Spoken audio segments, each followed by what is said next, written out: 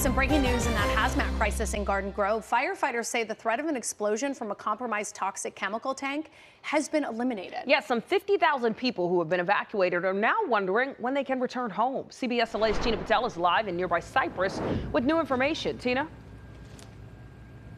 Yeah, I was just talking to the authorities here at the command center, and unfortunately, they say evacuations are remaining in place for now. But they do say that the worst case scenario, the most catastrophic, that is no longer going to happen. And their hope is that if things continue to trend in the right direction, people will be able to start returning home soon. Now, I want to show you video when our SkyCal was over the 7,000-gallon tank at GKN Aerospace in Garden Grove this morning.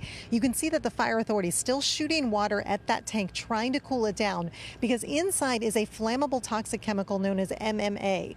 Over the weekend, the chemical in that tank started rising to dangerously high temperatures, and authorities were worried that it would lead to an explosion.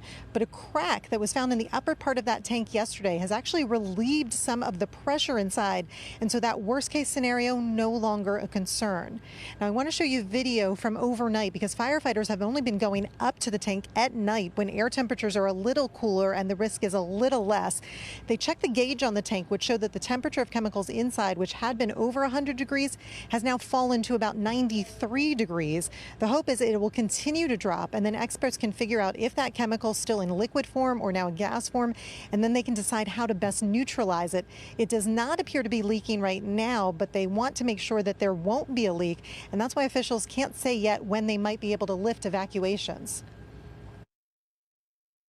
I don't have a hard timeline, but I can say this was a huge step in the right direction towards getting a resolution there.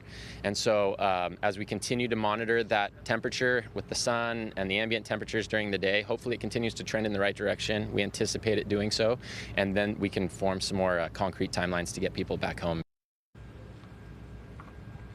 But now what fire authorities are telling me is that they're not going to send firefighters in to check the temperature again until tonight. Again, they're so worried about that temperature, and during the day with the sun, they just don't want to take that risk. So I said, does that mean that maybe evacuations are going to have to be all day and you won't be able to make a decision until nighttime?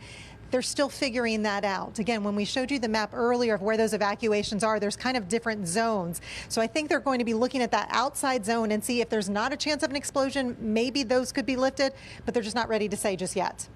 Yeah, Tina, I'm sure so many families so anxious to get home. Thank you so much for that update.